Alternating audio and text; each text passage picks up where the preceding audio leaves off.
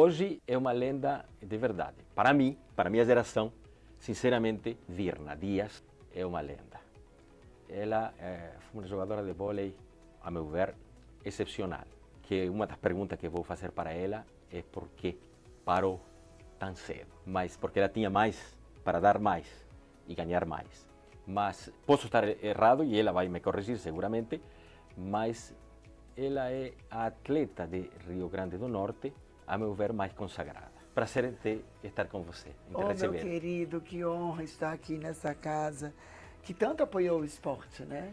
A gente ama esporte. Não só a arte, mas o esporte, né? Eu lembro das primeiras fotos que a gente fez com a cara. De tantos lados. Foi lá no Forte da Educação Física. A gente saiu do treino toda suada, de repente viramos mulherões, produzidas. É que você é um mulherão. É um mulherão. Virna, de Rio Grande do Norte, com absoluta sinceridade, tem alguma atleta mais notória do que você? Olha, do Rio Grande do Norte surgiu alguns grandes nomes. O Oscar Schmidt, a Magnólia era uma corredora também do Rio Grande do Norte. Magnólia. O Clodoaldo. Sim, o paralímpico. Paralímpico. Assim, alguns atletas surgiram do meu estado. Mas acho que o nome que mais ficou gravado, pode ser que seja coisa minha, nas pessoas na geral, é você. Por quê? Porque quando eu pergunto, me dá 5 nomes do voleibol, 5 mulheres do voleibol, o teu está sempre incluso, com Fofão, mas sempre, é o teu.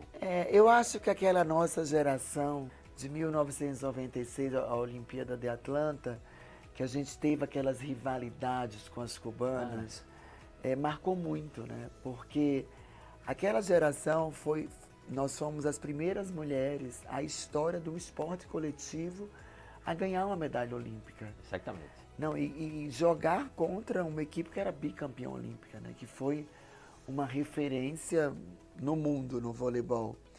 E isso eu acho que deu-se uma referência, né? Uma evidência grande. Até porque os nossos uniformes, né, eram meio sensuais, né? Aqueles shortinhos.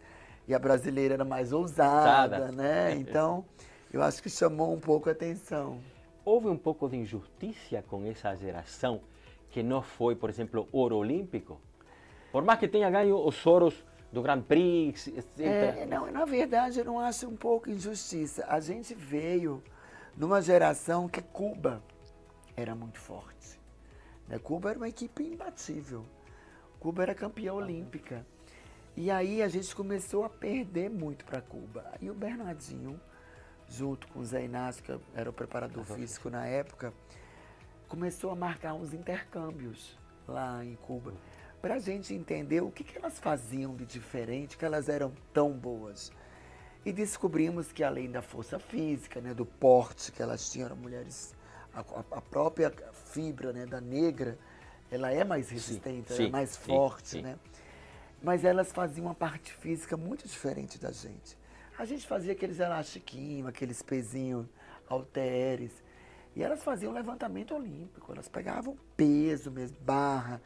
O tal do crossfit, que hoje está em muita evidência, em 1995 elas já faziam isso. E aí a gente começou a remodelar a nossa parte física. Obviamente a gente não poderia jamais ser igual a elas, porque elas tinham uma condição, um porte físico diferente do nosso, né?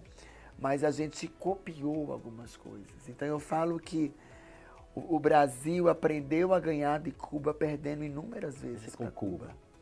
Então foi uma grande escola para o nosso voleibol. E eu sempre falo isso, se a gente é essa potência hoje, de estar em um pódio ali fazendo medalhas, foi graças a Cuba. Judô e vôlei são para o Brasil. Exatamente. A gente aprendeu muito com elas. Mas eu tenho a sensação, insisto, posso estar errado, de que a geração de vocês foi a melhor. Mas por isso falei de injustiça. Porque não que as outras, as que ganharam o ouro, não tenham merecido. Mas para mim vocês mereciam, todas eram boas. O voleibol, ele foi mudando, né? Na nossa geração existia a jogadora habilidosa, que era a Márcia Fu, era uma craque de bola. A Fernanda Venturini, que era uma obra de arte. Ana Moza, que era a força pura. A Ilma, que era aquele ataque forte, uma bola de velocidade. Então, era um vôlei muito versátil. As nossas centrais, Ana Paula, Ida, Ana Flávia, elas defendiam e recepcionavam muito bem. Hoje, o voleibol é muita força. Né? Como a maioria dos esportes. Com a entrada do líbero, as centrais não são jogadoras mais técnicas como antigamente. As melhores jogadoras eram as centrais, em termos de habilidade. Né? Então, o voleibol foi mudando muito o estilo. Hoje, não, e as regras também. A regra também. No que vai desse século já houve 8 mudanças. Que, na verdade, eu acho que a regra favoreceu a integridade física do atleta. Porque um jogo, antigamente, de 5 sets, duravam até 5 horas. Né? Um jogo disputado, porque era vantagem. Até para o atleta era um desgaste físico muito grande. Hoje, não. Com os pontos corridos, o jogo se reduziu mais. O ponto rally, né, que chama. Eu acho que essa mudança é a única realmente certa. Certo. E poderia ser também aquela quando a bola toca na rede. Eu não gosto quando o saque bate na rede e vale. Eu acho que perdeu um pouco o charme. Perdeu um pouco o charme do esporte. Mas, no geral, para a integridade física do atleta, foi interessantíssima essa regra. Ficou legal. Você já mencionou algumas delas, mas em cada quesito específico, sem que você brigue com suas amigas, sim, qual foi a melhor, incluindo as atuais, incluindo a melhor, por exemplo, levantadora? Na minha opinião, Fernanda Venturini. Do mundo, não só do Brasil. Do mundo. Levantadora, Fernanda Venturini. Jogadora, até hoje, eu nunca vi ninguém igual a ela, que se chama Mireia Luiz, a cubana. É com ela que você vai fazer uma sociedade? Sim, a gente está com a parceria. Precisamos agora vamos falar disso. Precisamos falar disso, porque é muito interessante esse projeto. Mas, antes de chegar aí, preciso te perguntar, melhor treinador? Olha, é difícil falar que é o melhor treinador. Eu tive a honra de trabalhar com o Bernardinho e com o Zé Roberto. Eu acho que nós temos os 2 melhores treinadores do mundo. O Zé Roberto hoje é o treinador que mais tem títulos olímpicos, né? Tem 5 medalhas olímpicas. Mas eles se completam. No mundo, um outro treinador também que eu admiro muito, que é o treinador dos Estados Unidos, chama Cat Kirley, que foi um grande jogador também. Para mim, um dos maiores na atualidade, na geração dele. E hoje também eu aponto ele como grande treinador. Ele tirou o ouro do Brasil nessa Olimpíada. Ele taticamente, é que às vezes as pessoas veem o jogo de fora, falam, poxa, mas o jogo está tão equilibrado. Não, o Brasil não estava jogando bem. A gente jogou mal e fizemos tie-break com os Estados Unidos. Nós éramos maiores que elas, mas taticamente ele fez uma estratégia que ele conseguiu minimizar nossas melhores jogadoras, neutralizar. Neutralizou. Que ele é um cara muito estratégico. Eu falo que os americanos, eles estudam muito. Eu tive uma oportunidade de jogar com 2 jogadoras americanas, joguei uma aqui no Brasil e na Itália, que era a Danielle Scott e a Logan Tom. A Logan Tom, quando treino de defesa, um exemplo, aí a bola vinha longe de mim. Eu não ia lá atrás da bola. Ela falava assim, gol, você tem que ir. Eu falei, não, é impossível. A bola já caiu. Eu não vou chegar. Eu não vou chegar nela. Ela falou, não, você tem que ir, mesmo que você não vai chegar, que uma hora você vai conseguir chegar. Então, olha o que é a determinação do americano. Não existe o impossível. Vai tentando, uma hora você vai. Você pode, ele famoso você pode. Você pode, né? E eu não. Falei, poxa, já caiu no chão. Para que eu vou me jogar? Então, assim, são culturas... Para arquibancada. Exatamente. Culturas que você vai... Essa oportunidade de você ter esse intercâmbio, né? De jogar com jogadores de outros países, você aprende, né? E os Estados Unidos, realmente, eles são muito disciplinados, taticamente. Nós evolucionamos um pouco nesse último tempo ou não? Ou o fato de não ter conseguido mais, especialmente em masculino, foi azar, foi que os rivais nos superaram, já temos um time um pouco gasto. Qual seria a explicação para... Aliás, não foi só no vôlei. As mulheres, os 3 ouros foram femininos, a prata também a maioria. Digamos, a Olimpíada Feminina brasileira foi muito melhor do que a masculina. Foi a Olimpíada Feminina, a Olimpíada das Mulheres Negras, a Olimpíada das Mulheres Batalhadoras, né? Porque a Bia do judô. Você vai ver a Bia do judô, a história de vida dela, a história de vida da Rebeca, da Ana Patrícia, da Duda. São meninas muito batalhadoras, meninas humildes, que venceram na vida e que se tornaram inspiração, né, para muitos jovens brasileiros, né? Agora, falando um pouco do vôlei masculino, as equipes todas se renovaram muito. A gente observa hoje que Cuba, no feminino, não joga mais a Olimpíada. Naquela época, nos auros tempos dela, todas as equipes do mundo queriam contratar as cubanas. Aí, elas só poderiam ir para um país só. Era uma regra do presidente Fidel Castro. E todas foram para a Itália, que na época era o melhor voleibol do mundo. Elas fugiram do país, casaram com os europeus e não voltaram. E daí foi acabando a renovação.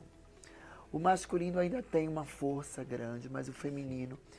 E o nosso masculino, o Giba, deu uma entrevista esses dias que eu achei ele bárbaro. Ele falou, nós acostumamos muito mal vocês.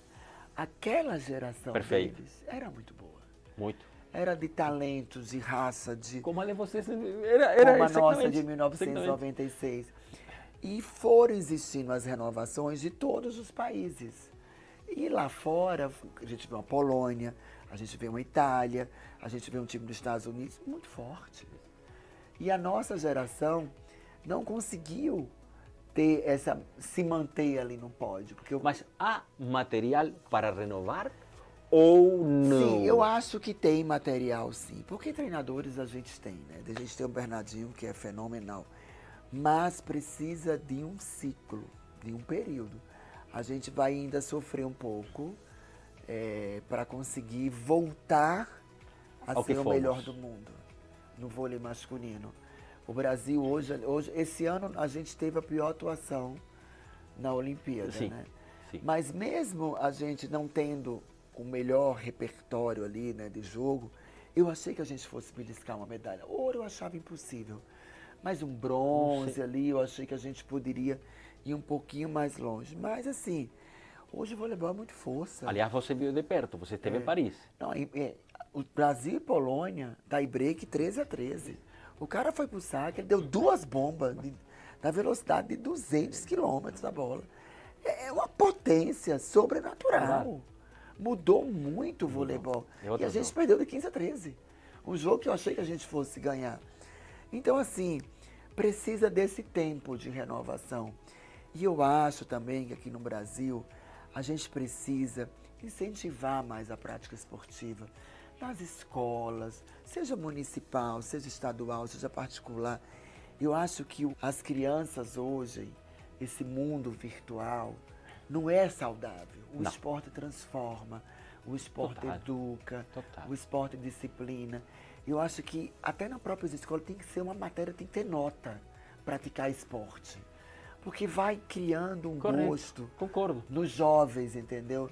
Porque você vai lá fora, nos Estados Unidos, as crianças já nascem com esse espírito competitivo, com esse cortisol esportivo. E não é difícil de fazer aqui. É que esse espírito competitivo que todos creímos que terminava em 1958, aquele Brasil de cachorro, como era que Nelson Rodrigues definiu, vira-lata. Vira-lata, o complexo de cachorro vira-lata, que Nelson Rodrigues falou, terminava no 58, quando o Brasil foi campeão do mundo do futebol. E eu vejo que ainda, eu há 30 anos que moro no Brasil, mas vejo que ainda com times vencedores, o brasileiro vai às competições um pouco pensando sempre na possibilidade de perder. E eu vejo, por exemplo, os argentinos, com menos times muitas vezes, eles sempre estão convencidos que vão vencer. Então se entra em quadra com mentalidades diferentes. Eu às vezes, em alguma conversa com amigos, Aí um jogador que é suplente machucou 4 dias antes de um jogo. E é suplente, há 4 jogos que não joga. E ele está preocupado porque aquele jogador machucou, não vamos vencer. Digo, essa mentalidade é a que sinto que o Brasil precisa mudar. Precisa convencer-se que o Brasil pode ser, como já demonstrou em muitos deportes, o melhor do mundo. Sim. E assim, eu acho que é um projeto a longo prazo, né? Você vê a gente colhendo frutos agora do judô, da ginástica, né?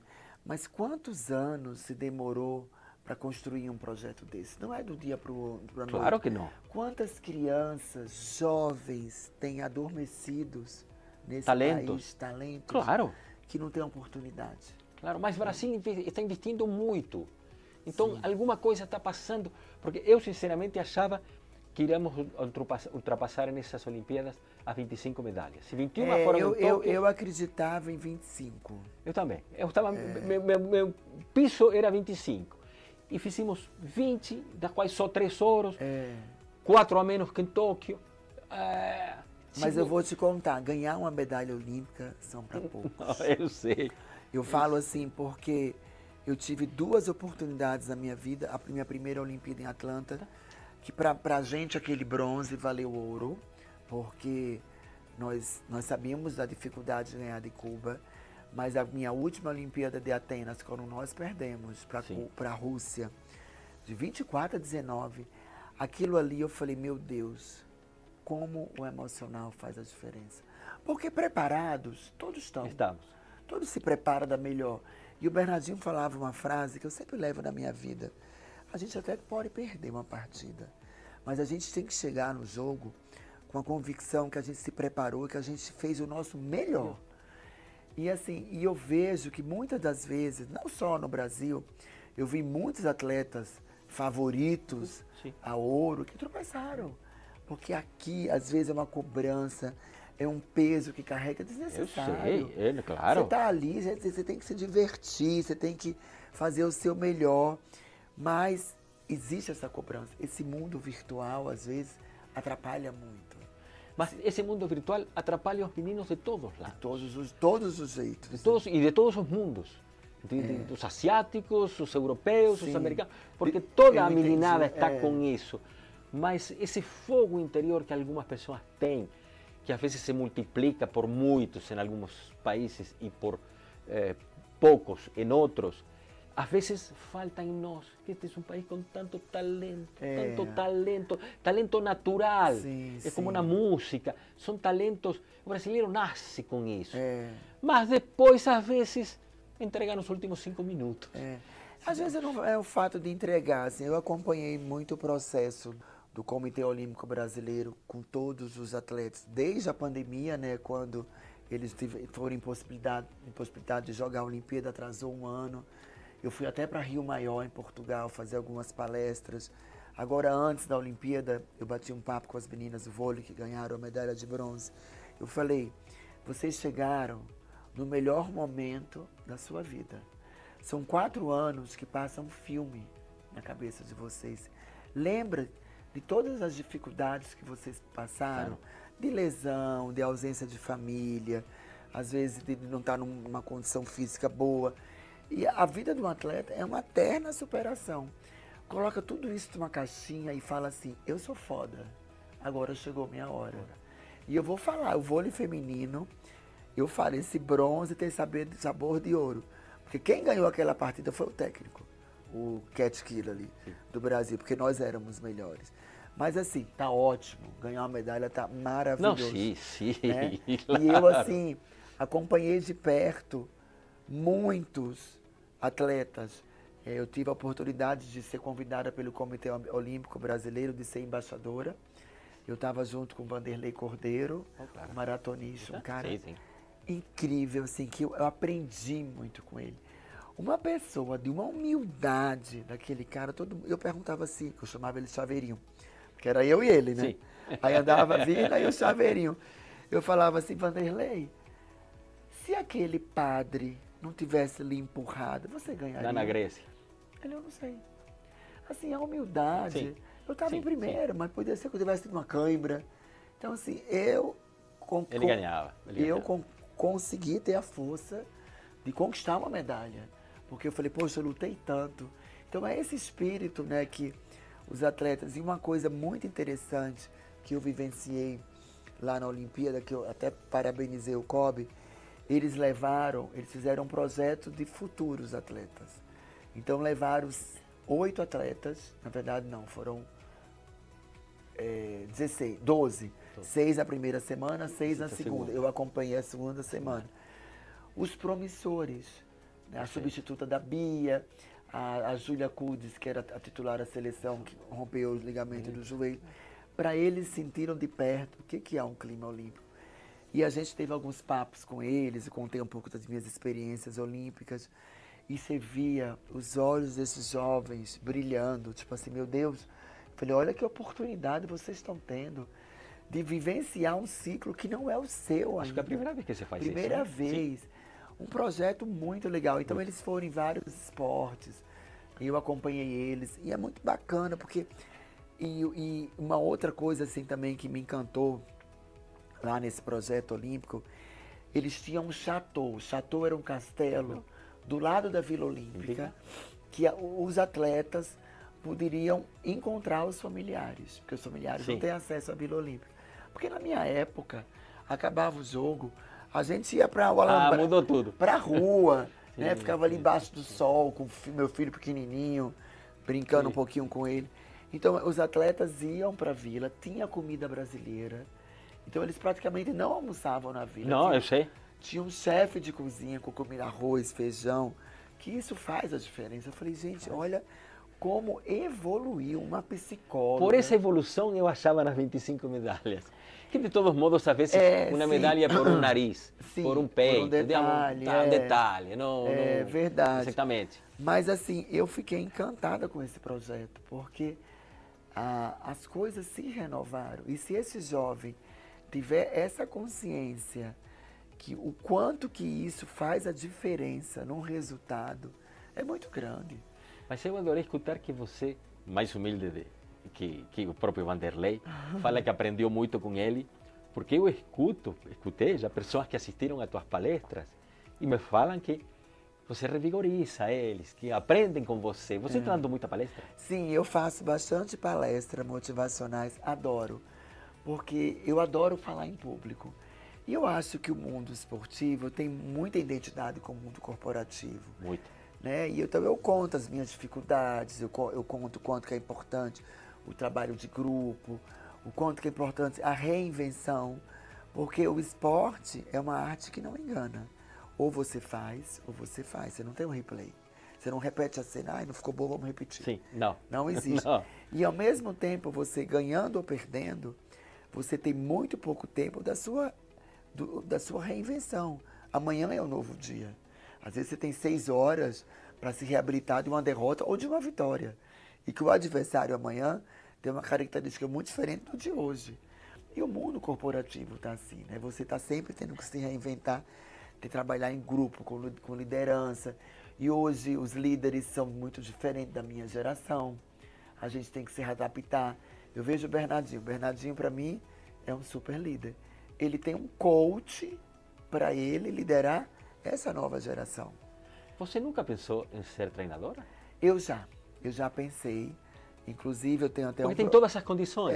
Eu gosto. Experiência, personalidade, como transmite. Eu gosto. É que na época, eu tenho um filho de 33 anos, Sim. o Vitor, inclusive você é vovó agora. Sim. Opa, vai parabéns. Nascer em dezembro, minha netinha. Eu fui muito ausente do Vitor durante a minha carreira, né? Fiquei longe de casa, não vi o Vitor falando, não vi o Vitor andando. Então eu carreguei uma culpa durante muitos anos. A culpa dele ser orgulhoso da mãe que tinha. Hoje ele é orgulhoso, mas a mãe sempre tem essa culpa, né? Quando eu vi meu filho hoje super feliz, já com a vida profissional organizada. Hoje ele faz um Réveillon no Nordeste, que é um sucesso, chama Let's Pipa, em Pipa. Ah, ele na Praia do Pipa, ele que faz? Ele é um dos sócios, o Réveillon de lá. E aí quando eu parei de jogar, que eu tive Pedro e Maria, a minha filha hoje tem 11 e o Pedro tem 13. Então eu quis ser um pouco mãe. Esse meu mundo do universo das palestras me dava a oportunidade de eu ter uma vida mais tranquila. Que se eu fosse uma técnica, eu não teria essa vida. Hoje, como eles cresceram, isso já realmente já começa a despertar em mim essa vontade. Porque eu gosto de estudar os adversários, eu gosto de ver, eu gosto de entender. E como eu moro em Campinas, eu moro aqui do ladinho de São Paulo, eu estou com esse projeto em mente agora, de repente um time de vôlei. Mas você está com um projeto muito bacana, com tua sócia cubana. Esse é um projeto que você é a primeira pessoa que está sabendo. Ah, pá, obrigado. Apesar das nossas rivalidades, né, de Brasil e Cuba, eu e a Mireia nos reencontramos há uns 5 anos atrás e começamos a questionar o voleibol do mundo, né? Ela falando, lamentando, né, de Cuba, né, que hoje eles até têm material humano, mas esses jovens não adquiriram ainda essa maturidade de ter esse comprometimento com o esporte, porque o esporte é muita abdicação de vida, Eu lembro quantas vezes eu fiquei ausente. Você tem que amar aquilo. Amar. Se eu você lembro não que ama... eu ficava 40 dias fora de casa, eu conversava com meu filho no fax. Eu não mandava uma mensagem, não existia. Hoje é mais fácil. Hoje tem esse mundo virtual, Vale, né, exatamente. que você... Então esse nosso projeto é a gente reacender o esporte. Não só o voleibol, sabe? A gente descobrir novos talentos. Abrange mais do que o vôlei. Não só vôlei, né? Cuba é um país que tem muita força, muitos atletas no boxe, da luta. Né? Boxe, atletismo. E a Mireia é uma atleta muito respeitada mundialmente, né? E a gente tem esse olhar para os jovens. Não só pegar o talento que já está hoje no auge, descobrir novos talentos e investir. Então a gente Em que estágio está esse programa, esse projeto? A gente já, agora em Paris, foram os finalmente. A gente tem um sócio, um brasileiro que mora na Espanha, que é o Marcelo, é um advogado. Perfeito. E a gente está colocando em prática agora como desenvolver isso na América do Sul, na América Central, na Ásia, porque ela fica muito... A Ásia, ela mora na República Dominicana, mas ela trabalha na Federação Internacional de Vôlei. Então ela fica muito pro lado de lá. E eu ficar mais responsável por esse lado. Então é um projeto grande, né? Que a gente quer realmente descobrir talentos, a poder dar oportunidade para jovens praticar esporte. Olha, só com o Brasil já veria... Com certeza. Por isso que essa coisa de eu estar ali em Campinas, de montar escolinhas de vôlei. Eu já tive umas escolinhas no Rio, quando eu jogava vôlei de praia. Eu tinha crianças jogando... projeto social, crianças de comunidade jogando vôlei. Era um projeto de cidadania, sim, mas você aprende tanto com essas crianças. Você ensina um pouco do vôlei, você recebe tanto amor. Você já fez um pouco isso, por exemplo, com a Duda, sim, que é de tua terra, né? Vôlei Você de pegou... praia. A Dudinha, quando começou a jogar com a Ágata, eu ajudei muito para captar patrocínios, ajudar, porque... Porque ela já tinha talento. Craque. Ela nasceu craque. A Duda, ela joga voleibol com uma facilidade. E isso que vocês querem garimpar, Dudinhas por aí. Quantas Dudinhas tem aí adormecidas nesse Brasil, né? A Duda, pra mim, ela é a melhor jogadora do mundo. Disparadamente. A gente nunca teve uma dupla com uma envergadura do Ana Patrícia e com a sagacidade de uma Duda. Um menino humilde, uma mãe batalhadora, a Cida. A Cida mora em Sergipe. A Cida tem projetos sociais na cidade dela, criancinhas de comunidade que não tem comida. Ela dá um pão, uma comida para a criança jogar vôlei. Então, assim, uma pessoa que ama o esporte. E quando eu vi a Dudinha lá em Paris, né, um dia antes dela jogar a final, eu estava na Vila Olímpica, eu estava nesse projeto de embaixadora. Aí eu falei, meu amor, chegou a sua hora, agora não tem dor, não tem medo.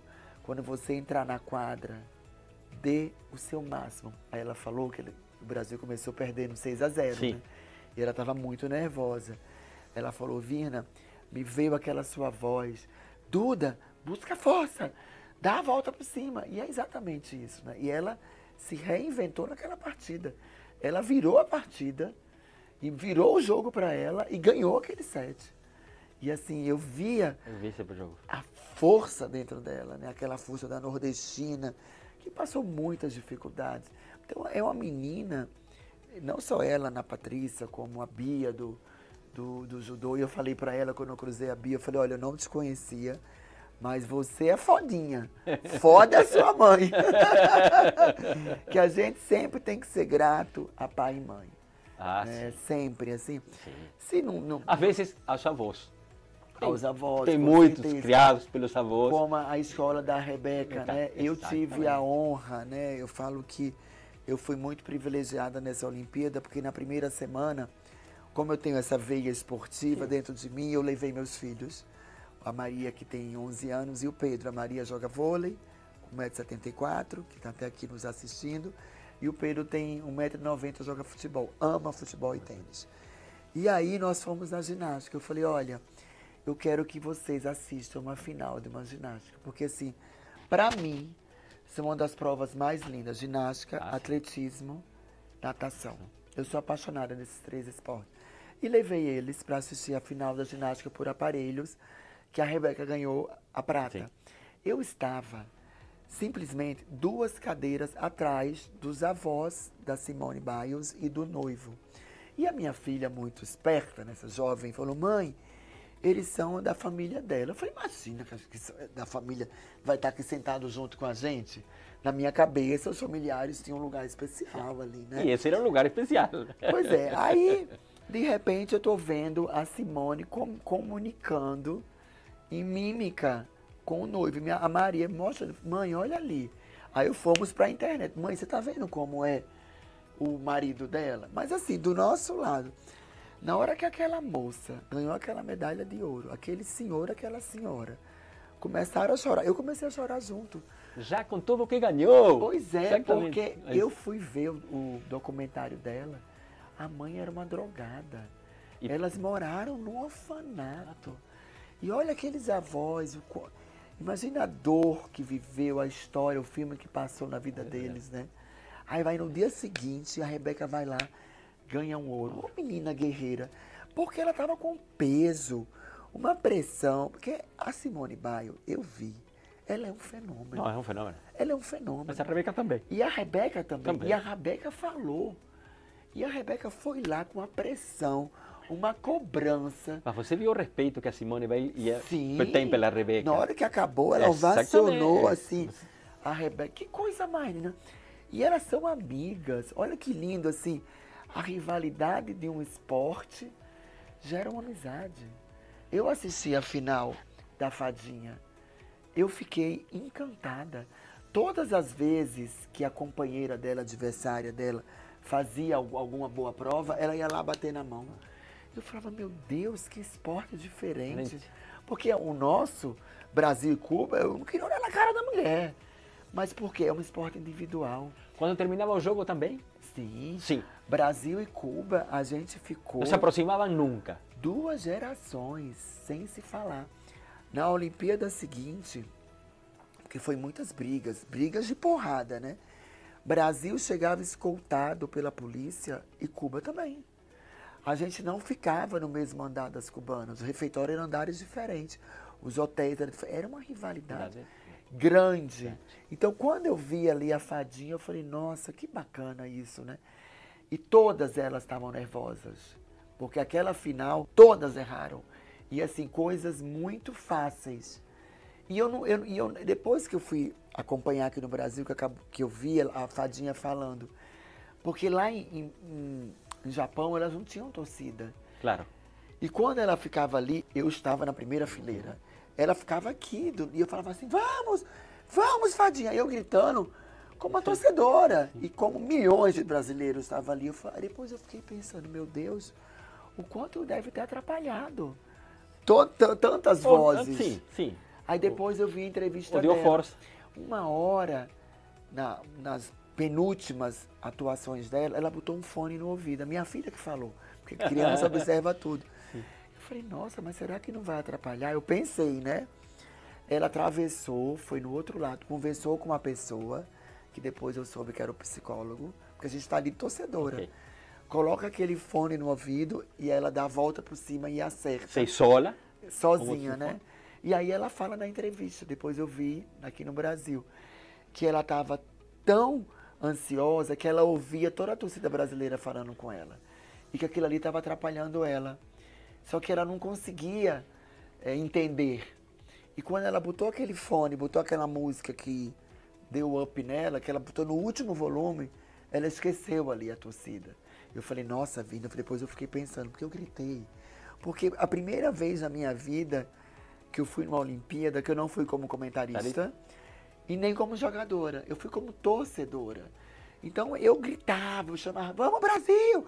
Eu chamava a torcida, o Vanderlei Cordeiro, a gente era animador de torcida. E as pessoas achando o máximo, porque a gente estava junto com a torcida. A gente era brasileiros que nem eles. Com a gente, pô, não estou acreditando que vocês estão chamando a torcida. É uma energia, é uma força, é algo assim tão sobrenatural estar ali. Gente do mundo inteiro. Eu vi vários conterrâneos meus. E você vai naquelas arenas do vôlei, eu demorava 2 horas para sair da arena. Imagina. Eu falava assim, meu Deus, as pessoas ainda lembram de mim. Porque quantos anos faz que eu parei de jogar, né? Foi ontem. Mas você parou em 2004, e essa era uma pergunta que eu queria fazer. Por que é. você foi para o vôlei de praia em 2004, se você ainda poderia ter sido ouro em 2008? Mas eu vou lhe explicar por quê. Eu não tinha mais condição física. Não.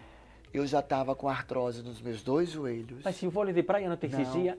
Não dói no vôlei de praia, porque não tem impacto. Pelo chão. Pelo chão. A areia, ela amortece seu salto. Foi uma forma de eu encontrar uma longevidade na minha carreira, porque eu amava. Mas depois você voltou? Aí eu voltei, mas eu voltei para jogar uma Superliga pelo Bernardinho. Mas ali, quando eu voltei, eu estava fisicamente super bem. Assim, acho que foi a melhor fase da minha vida, porque a praia te dá aquela condição, né? Você treina 3 horas embaixo de um sol de 40 graus e acaba o treino e você corre 40 minutos na areia fofa. Então, eu mais uma. Né? Então, eu estava muito bem fisicamente. Mas na hora que eu voltei para a quadra, que eu coloquei um tênis, eu machuquei a panturrilha, porque é um outro impacto. E ali na praia foi uma forma de eu me ter uma longevidade na minha carreira, porque a minha frustração foi ter parado em 2004, porque claro. eu não tinha mais condição física. Eu tomava remédios anti-inflamatórios de doses altíssimas, eu tinha muita dor nos 2 joelhos e na minha coluna, que eu tenho hernia de disco. Então assim, eu parei não porque eu quis, porque as minhas contusões não permitiam mais. É que nem você vê a Thaísa se despedindo da seleção. Ela ama, por ela ficava mais, mas o corpo não vai mais. A gente tem que saber, infelizmente... E a culpa é do chão. Não há impacto, outro. Não há outro inimigo que não seja o chão. Não, porque eu era atacante de ponta. Sim. Eu sacava a viagem, eu atacava a bola do fundo, eu atacava da rede. Qual era teu ponto mais alto segundo você? Eu nunca fui uma jogadora de muita impulsão. Eu tinha um braço muito bom. Eu era uma jogadora muito corajosa, não saltava muito. Eu precisava de bloqueio. Quanto mais alta era a equipe, mais eu gostava. Porque eu pegava a mãozinha, eu mirava o teto, eu explorava. Eu gostava de brincar. Eu não era aquela jogadora que cravava aquelas bolas.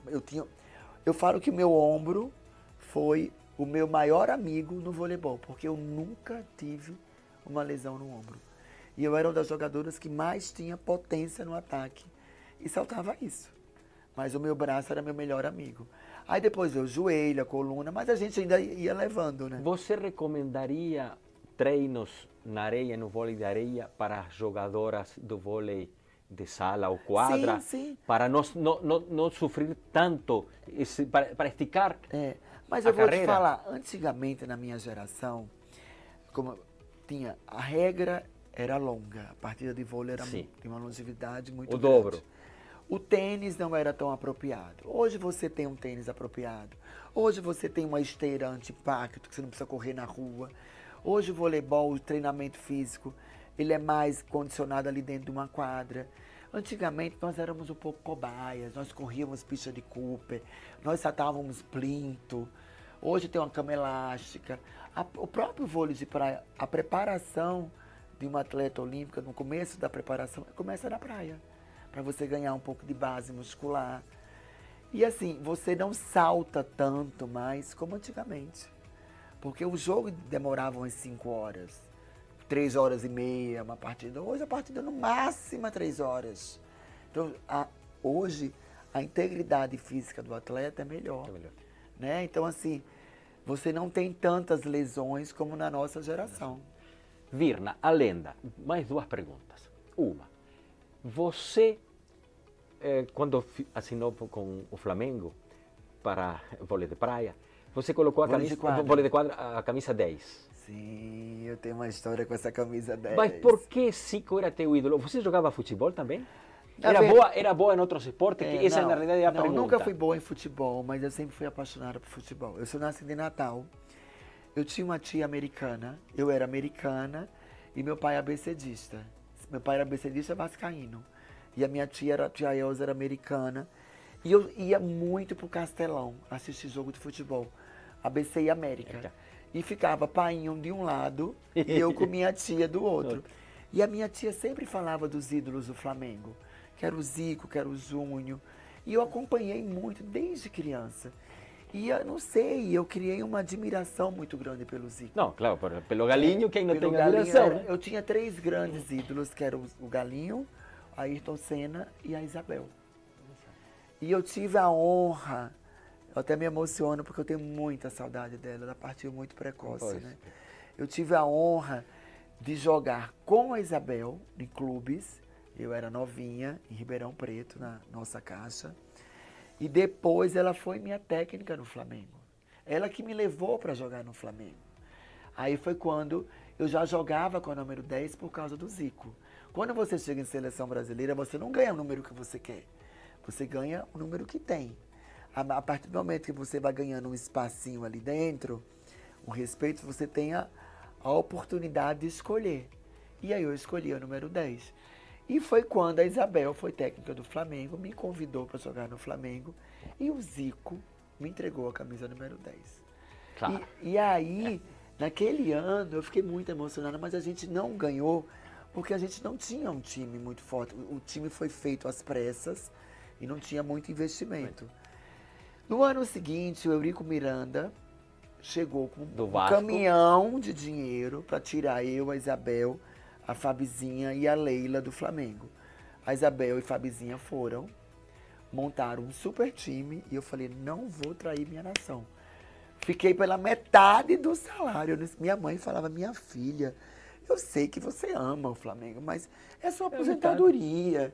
Eu falava assim, mãe, dinheiro não é tudo. E nós montamos o 4º time, 4ª e 5ª força do campeonato e fomos campeões em cima do Vasco. Na tua época, dava para viver do vôlei? Dava, sim. Mas não para garantir a aposentadoria? Não é uma realidade que nem hoje, né? Assim, hoje, comparar um salário de uma jogadora top de hoje, a gente ganhava um terço menos. Mas era uma condição boa. Eu consegui... E vocês eram as que melhor ganhavam, obviamente. Eu tinha bons salários. E meu pai sempre foi... Meu pai é falecido, mas meu pai sempre foi um cara assim, muito pé no chão. Então, todo um pouquinho do dinheirinho que eu ganhava, ele fazia... Eu investia em imóvel, fazia uma poupancinha. Então, assim, eu sempre tive um berço muito interessante, assim. Mas um atleta de vôlei top hoje tem uma condição boa. Não é igual um futebol. Né? Você não vai viver da aposentadoria de um futebol. Eu tenho muitas ex-companheiras minhas hoje que passam dificuldades, né? Que enfrentam um mercado difícil de vida, né? Porque não existe uma aposentadoria. Não, isso é uma coisa que a gente tem que lutar. Os atletas brasileiros têm que ter uma aposentadoria. Você foi uma referência, você foi um ídolo, você foi um ícone para o seu país. Seja qualquer o esporte.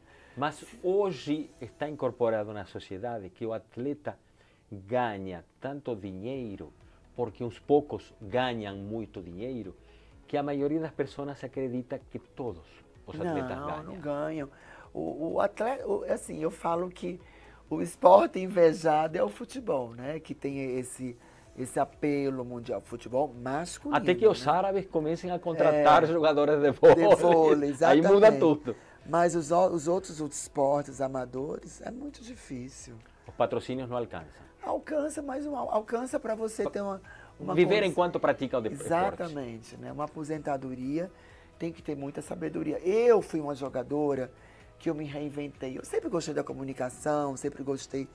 E aí o Bernardinho começou a fazer muitas palestras motivacionais.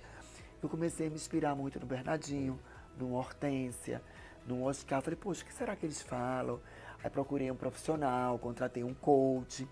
E... Não, tuas palestras são das melhores avaliadas. É, sim, mas porque eu me reinventei e eu gosto da comunicação. Me fala uma coisa, você que gosta da comunicação e que entende o esporte como um todo, vai além do vôlei, você seria ministra se é convidada? Não. Eu vou falar uma coisa, eu não gosto de política. Porque eu falo que a minha vida foi muito suada para eu conquistar o que eu conquistei. E pode perdê-lo num E minuto. posso perder num dia. E não por tua causa. É, Última pergunta, em Sul-América, como está o vôlei nos restantes? Há algum rival que conseguiria? eu acho assim, Peru e Argentina, Colômbia, mas ainda o Brasil está um pouco acima. Não, bastante acima. É.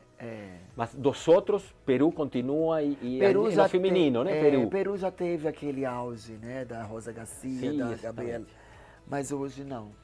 Hoje ainda está um pouco aquém. Tem muitos técnicos brasileiros sendo contratados lá nesses países da América do Sul para dar uma reinventada no vôlei, mas ainda está decadente. Há uma região no centro da Argentina, a região de Santa Fé, que tem umas meninas jogando vôlei lá, muito bom. São grandes, né? Se você vai garimpar, eu recomendaria, Tá. porque a Argentina não tem possibilidades econômicas. Se essa meninada não vai para fora do país, ou se resolve por outro lado, a Argentina não tem condição econômica de sostener. Por isso, teve 3 medalhas nessa Olimpíada. Mas você sabe que tem grandes técnicos de vôlei argentino brilhando lá fora. Lá fora, exatamente. Por que lá fora? Porque a Argentina não consegue retê-lo, não consegue pagar, não está à altura. Brasil concorre. Sim. Brasil concorre com o resto do mundo. Sim. Talvez não pagará como alguns outros países, não sei se Itália continua sendo quem mais paga. Hoje é Turquia, olha. Rússia, a Itália ainda tem um voleibol muito forte. Mas enquanto a contratar e pagar, para aquela região, é Turquia e Rússia os que mais pagam? Muito forte. Sim. Mudou muito.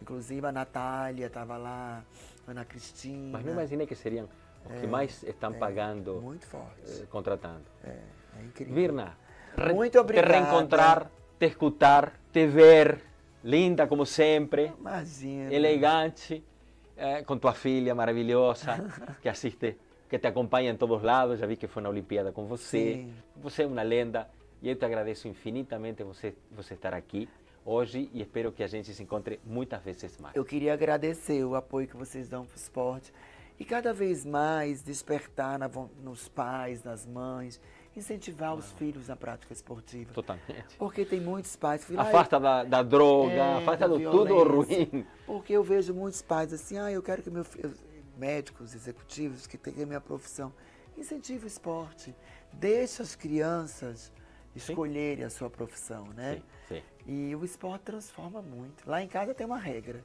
5 vezes por semana tem que praticar esporte. Não importa o esporte. Não é algum deles herdou teu talento? A minha Maria começou a fazer vôlei. E acha que pode... Ela tem muita força de vontade, vai depender dela. Que isso é muito importante. Né? Isso é importante. E o Pedro também, meu menino, é muito disciplinado. Mas ama futebol. Tá ótimo. Não precisa ser um grande jogador. Não seria brasileiro se não amasse o futebol. Mas só praticar o esporte eu fico feliz. Obrigada, um beijo do meu tamanho. Que Deus abençoe a todos. Virna Dias.